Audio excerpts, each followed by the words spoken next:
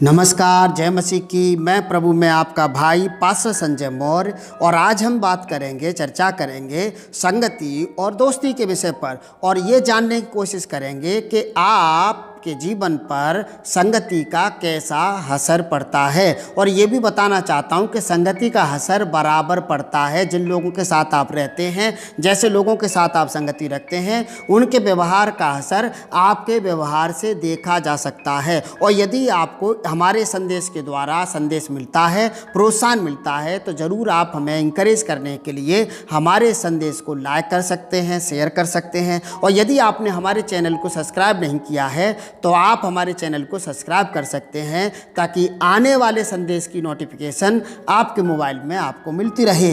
और मैं पढ़ना चाहूँगा उत्पत्ति 12 अध्याय 1 आयत से 2 आयत। वहाँ लिखा है, यहोवा ने अब्राम से कहा, अपने देश और अपने कुटुंबियों और अपने पिता के घर को छोड़कर उस देश में चला जा जो मैं तुझे दिखाऊंगा।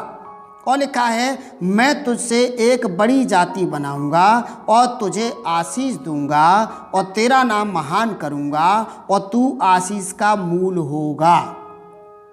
यहाँ पर परमेश्वर अब्राम को अपने पीछे चलने के लिए बुलाते हैं, अपने दास को वो बुलाते हैं। लेकिन 4 आयत में लिखा है, यहोवा के इस वचन के अनुसार अब्राम चला और लूत भी उसके संग चला। यहाँ आपको ध्यान देने की ज़रूरत है, परमेश्वर ने अब्राम को बुलाया अपने साथ चलने के लिए, लेकिन लूत अब्राम के साथ चला, लूत भी अब्राम के साथ चला और इस कारण से उसके जीवन में आशीषें हुई। मैं आपको ये बताना चाहता हूँ, अब्राम परमेश्वर की संगति में था और लूत अब्राम की संगति करने लगा। उसके कारण से उसने परमेश्वर की भी संगति करी होगी। लेकिन मैं ये बताना चाहता हूँ, अच्छे लोगों के साथ रहने से कितनी आशीषें होती हैं। और पढ़ेंगे उत्पत्ति 13 अध्याय 2 आयत। वहाँ लिखा है, अब्राहम भेड़ बकरी गाय बैल और सोने रुपए का बड़ा धनी था। और इसी का 13 अध्याय की 5 और 6 आयत में लिखा है, लूत के पास भी जो अब्राम के साथ चलता था भेड़ बकरी गाय बैल और तंबू थे, इसलिए उस देश में उन दोनों के लिए पर्याप्त स्थान न था कि वे इकट्ठे रहें, क्योंकि उनके पास बहुत धन था, इसलिए वे इकट्ठे ना रह सके। मेरे प्रियो, यहाँ पर अब्राम परमेश्वर के साथ चल रहा था। अब्राम एक प्रभु का अच्छा भक्त था, अब्राम परमेश्वर के साथ चलता था। अब्राम के साथ लूत चला और लिखा है कि जितना आशीषित अब्राम हुआ उतना ही आशीषित लूत भी हुआ। और इतनी आशीषें इनको मिली कि एक जगह में, एक देश में, एक गांव में रहने के लिए इनके पास जगह पर्याप्त ना बची, क्योंकि इनके पास बहुत ज़्यादा धन था, इनके पास बहुत ज़्यादा पशु थे। इस कारण से ये अलग अलग दिशाओं में रहने के लिए चले गए। और पढ़ना चाहता हूँ उत्पत्ति 30 अध्याय उसकी 27 आयत।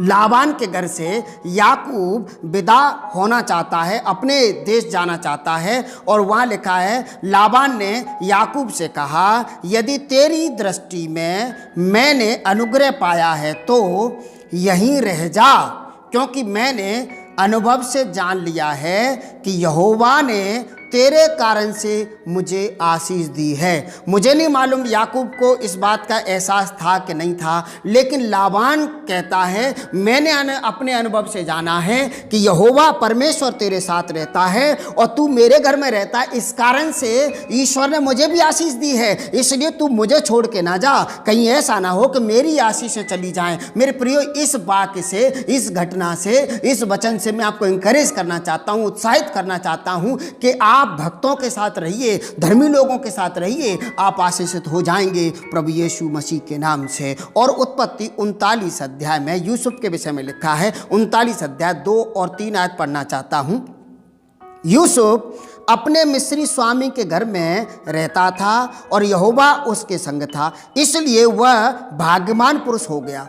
यूसुफ के स्वामी ने देखा कि यहोवा उसके संग रहता है और जो काम वह करता है उसको यहोवा उसके हाथ से सफल करता है। यहाँ पर भी यूसुफ को जबकि बेचा गया है, वो गुलाम है जिस घर में वो रहता है, लेकिन लिखा है उसका स्वामी ने इस बात को जान लिया कि याकूब के साथ यहोवा रहता है और इस कारण से उसका स्वामी बड़ा धनढ़ व्यक्ति हो गया और याकूब को भी आशीषें मिली। जाहिर सी बात है, यहोवा उसके साथ रहता था, याकूब वहाँ का एक बड़ा मंत्री बना। और लेकिन मैं आपको ये बताने की कोशिश कर रहा हूँ, इन घटनाओं के माध्यम से, इन संदेशों के माध्यम से ये बताने की कोशिश कर रहा हूँ कि अच्छे लोगों के साथ रहने से, भक्तों के साथ रहने से, आत्मिक लोगों के साथ रहने से आप आशीषित होते हैं प्रभु यीशु मसीह के नाम से। इसलिए आप मूल्यांकन करिए कि किन लोगों के साथ आपकी संगति है। आप मूल्यांकन करिए कि किन लोगों के साथ अपना समय आप व्यय कर रहे हैं। आप आज ही अभी इसी समय से अपनी संगति को बदलिए, अच्छे लोगों के साथ उठना बैठना शुरू करिए और पवित्र लोगों और प्रार्थना करने वाले लोगों के साथ, जो लोग ईश्वर के साथ रहते हैं या जिन लोगों के साथ ईश्वर रहता है, उनके साथ बैठना उठना शुरू करिए। आपके जीवन पर आशीष होगी प्रभु यीशु मसीह के नाम से, और उनकी आशीषें आपको मिलेंगी। आप जैसे लोगों के साथ रहते हैं, आप वैसे ही बनते हैं। तो जिसके साथ आप रह रहे हैं, आप देखिए वो कैसा है, और वो जैसा है वैसे ही आप भी बन जाएंगे आने वाले दिनों में, या फिर आप बन चुके हैं। और इसलिए मूल्यांकन करिए अपनी संगति का, और परमेश्वर के लोगों के साथ, अच्छे लोगों के साथ, पवित्र लोगों के साथ, बुद्धिमान लोगों के साथ आप रहिए। आपके जीवन पर आशीष होगी। और आपको लिए पढ़ के सुनाना चाहता हूँ दूसरा राजा 2 अध्याय 9 आयत। तो वहां लिखा है, उसके पार पहुंचने पर एलिया ने एलीशा से कहा, इससे पहले कि मैं तेरे पास से उठा लिया जाऊं, जो कुछ तू चाहे कि मैं तेरे लिए करूं वह मांग। एलीशा ने कहा, तुझ में जो आत्मा है उसका दूना भाग मुझे मिल जाए। हालेलुया।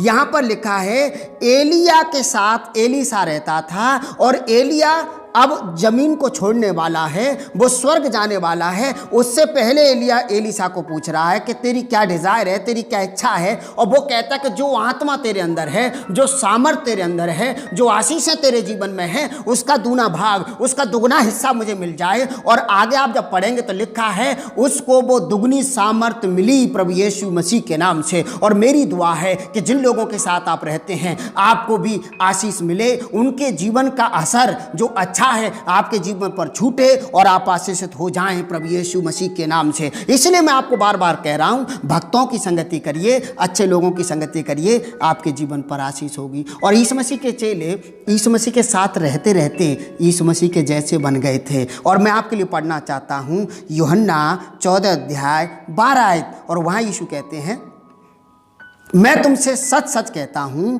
कि जो मुझ पर विश्वास रखता है, ये काम जो मैं करता हूं वह भी करेगा, वरन इनसे भी बड़े बड़े काम करेगा। यीशु मसीह के साथ रहने वाले शिष्यों ने वे काम किए जो यीशु मसीह करते थे। यीशु मसीह मुर्दों को जलाया, यीशु मसीह के चेलों ने भी मुर्दों को जलाया, और वे सारे काम जो यीशु मसीह ने किए थे चेले भी कर पाए। और ये सिर्फ संगति का असर था, क्योंकि वे अपना समय प्रभु के साथ बिताते थे। और मैं आपको बताना चाहता हूँ, नीति वचन की पुस्तक 27 अध्याय 17 आयत में लिखा है, जैसे लोहा लोहे को चमका देता है, वैसे ही मनुष्य का मुख अपने मित्र की संगति से चमकदार हो जाता है। अब आप विचार करिए कि आपके मित्र की वजह से आपका चेहरा चमक रहा है कि शर्मिंदा है। और नीति वचन 13 अध्याय 20 आयत में लिखा है, बुद्धिमानों की संगति कर, तब तू भी बुद्धिमान हो जाएगा, परंतु मूर्खों का साथी नाश हो जाएगा। और पहला कुरिन्थियों 15 अध्याय 33 आयत में लिखा है, धोखा न खाओ, बुरी संगति अच्छे चरित्र को बिगाड़ देती है। धोखा न खाओ, बुरी संगति अच्छे चरित्र को बिगाड़ देती है। इसलिए आज ही अभी से अपनी बुरी संगति को बदलिए, अच्छे लोगों के साथ रहना शुरू करिए। आपका चरित्र में सुधार आएगा, बदलाव आएगा, आप आशीषित होंगे प्रभु यीशु मसीह के नाम से। और आपके लिए पढ़ना चाहता हूँ पहला कुरिन्थियों 1 अध्याय 9 आयत। और वहाँ परमेश्वर का आह्वान है आपके लिए, इन्विटेशन है। कहते हैं, परमेश्वर विश्वास योग्य है, जिसने तुमको अपने पुत्र हमारे प्रभु यीशु मसीह की संगति में बुलाया है। परमेश्वर ने आपको अपने पास बुलाया है, अपनी संगति में बुलाया है। और पहला कुरिन्थियों 6 अध्याय 17 आयत में लिखा है, और जो प्रभु की संगति में रहता है वह उसके साथ एक आत्मा हो जाता है, वो प्रभु के जैसा हो जाता है, वो प्रभु में हो जाता है। और मेरी दुआ है कि आप प्रभु के साथ रहते रहते, आप प्रभु के साथ उठते बैठते समय प्रभु के जैसे हो जाएं, उसके साथ रहते रहते आप प्रभु के जैसे हो जाएं, आपकी संगति प्रभु में हो जाए और आपका चेहरा चमके, मसीह की तरह चमके, आपके शब्दों में आशीषें हों, आपके हाथ के कामों पर आशीष हो प्रभु यीशु मसीह के नाम से। और आपको मैं एनकरेज करना चाहता हूँ, आज से अभी से अपनी संगति का मूल्यांकन करिए। प्रभु आपको बुला रहे हैं। प्रभु ने, परमेश्वर का वचन कहता है कि परमेश्वर ने आपको अपने पुत्र प्रभु यीशु मसीह की संगति में बुलाया है। आप प्रभु की संगति में आ जाइए, आपके जीवन पर आशीष होगी और आप प्रभु यीशु मसीह के जैसे बनेंगे प्रभु यीशु मसीह के नाम से। ईश्वर आपको बहुत आशीष दे। God bless you.